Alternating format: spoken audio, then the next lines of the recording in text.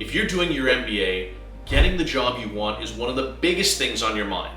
By the end of this video, you're going to know how to develop a strategy that'll increase your chances of getting your dream job. And I'm going to be talking about some stuff that I don't really hear other people talking about, so make sure you stick around till the end. Hi, I'm Ashley, the MBA Coach, and on this channel, we're dedicated to making videos to help you get more out of the time and the money that you're spending on your MBA. I'm talking about study skills to get higher grades, job search and interview skills to secure your dream job, and productivity skills and so much more. Let's get into today's video. So there are 7 steps I'm going to go through to help you develop that job search strategy I talked about.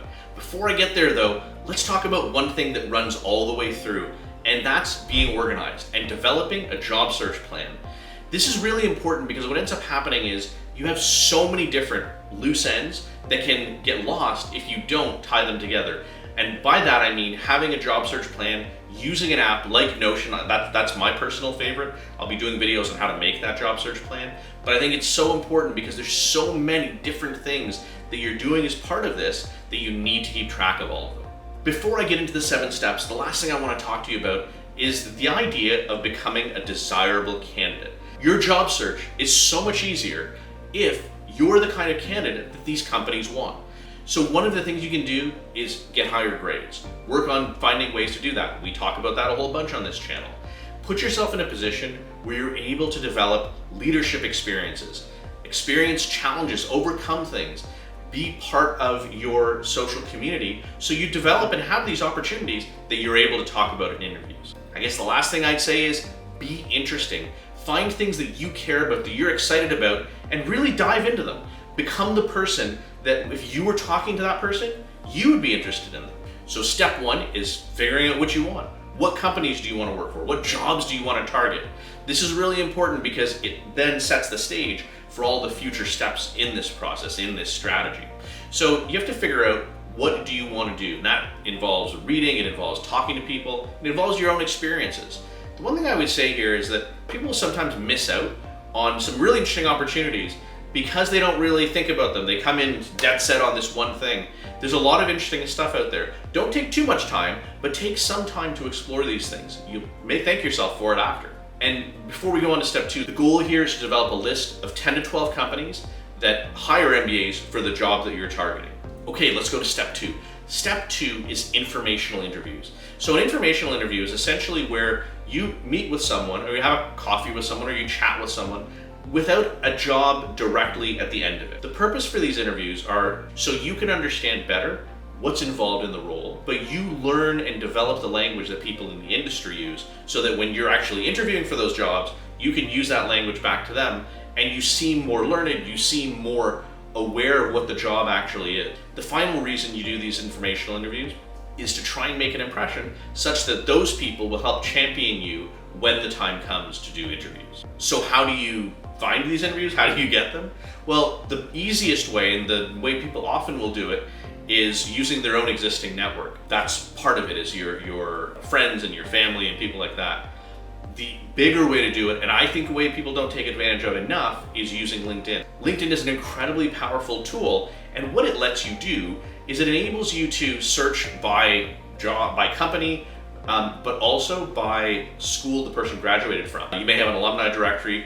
Use those. Alums are typically really open to having these conversations with you because they've had to do it themselves. And especially if you approach it from the, I'm trying to learn more about this job and about the industry and your experiences, what led you here, that kind of thing. It's a very, very effective way to do it, and people are often happy to help you out. So researching your target companies, that's step 3. People go into, I'm baffled by this, people go into interviews without having done any research on the company. So what ends up happening is someone will ask you, well, tell me why you want to work here. And your answer essentially turns out to be, well, I'm looking for a place in which I can exchange my services for money. And nobody wants to hear that. Everyone wants to hear that they're a desirable place to work.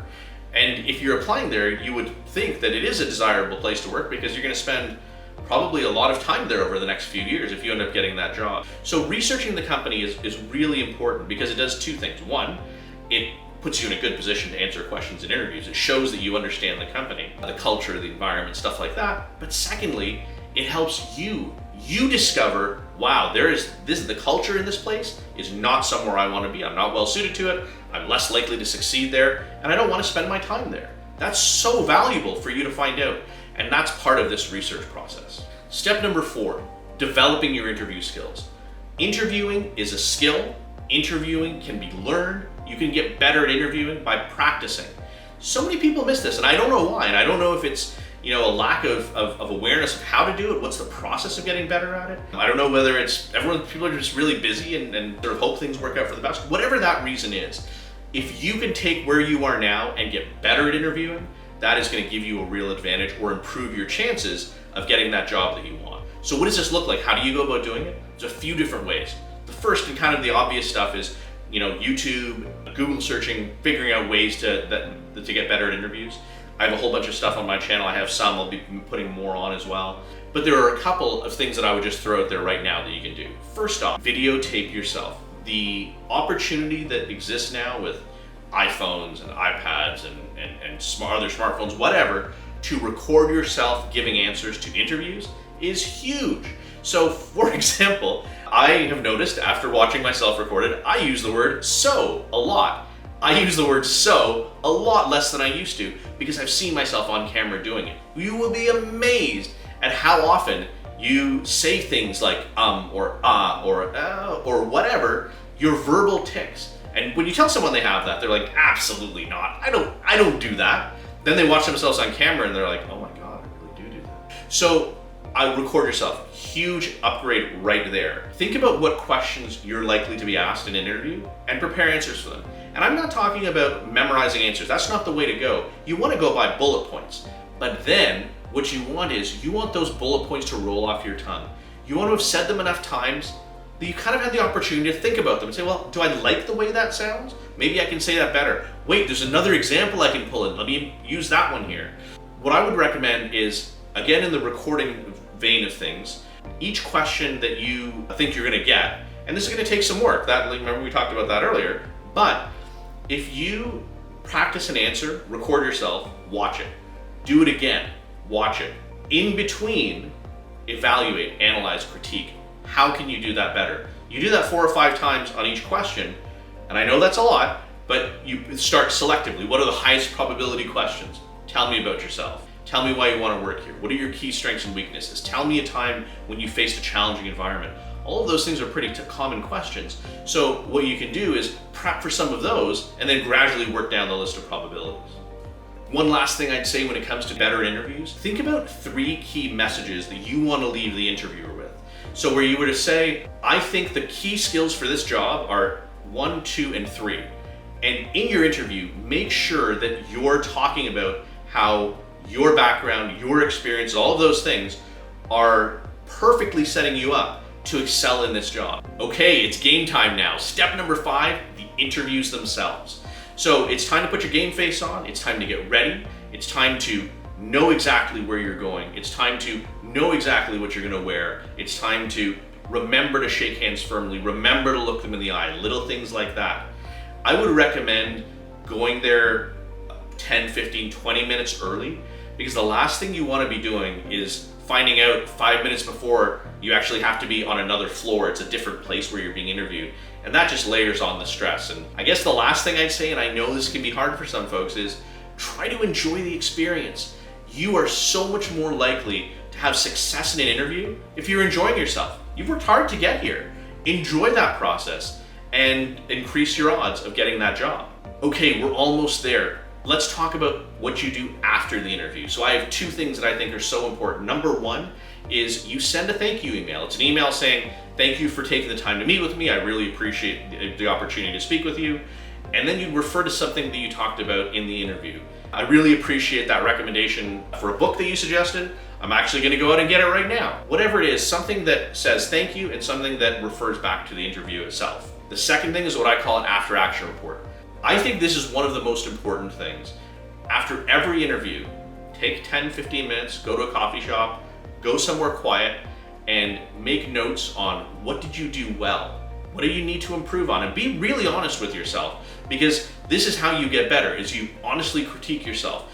There is no shame in making mistakes. Everyone has made mistakes in interviews, and you're gonna have interviews where you walk out and you're like, I cannot believe that I said that. But you learn from it, and that's where the after action comes in. It helps remind you not to do those things in future, but it also helps reinforce those things you did well so you can continue to do them. I would also make a list of questions that I was asked by the interviewer, and I would make a list of the questions that I asked the interviewer themselves, so that if I have follow-ups, then I don't necessarily repeat the same thing. And you just look really switched on if you're on top of all of this stuff. Okay, step 7, congratulations, you got an offer. So now the question is, what do you do with that? Do you negotiate it? How do you handle it?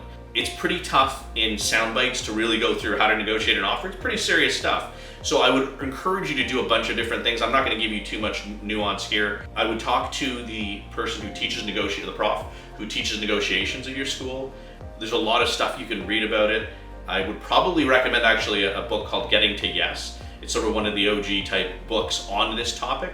The final thing I'll say is, in order to, I touched on earlier, to be a desirable candidate, one of the ways that you can do that is to try and close the knowledge gap, the information gap that exists between you and the interviewer. Think of it this way. If you were to walk into the interview and you and the interviewer spoke like complete peers, like you knew exactly what they were doing, they knew what you were doing, you were talking the same language, you were talking about that deal that just got done or that marketing campaign that just happened, that would massively increase the odds of you getting hired because you seem like you're already doing the job.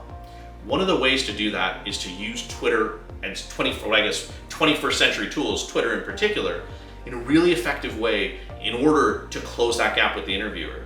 On the topic of using Twitter to close that gap, I'd really encourage you to watch this video up here. So hopefully you liked this video, hopefully you found it helpful, and other than that, thanks so much for watching and look forward to seeing you again.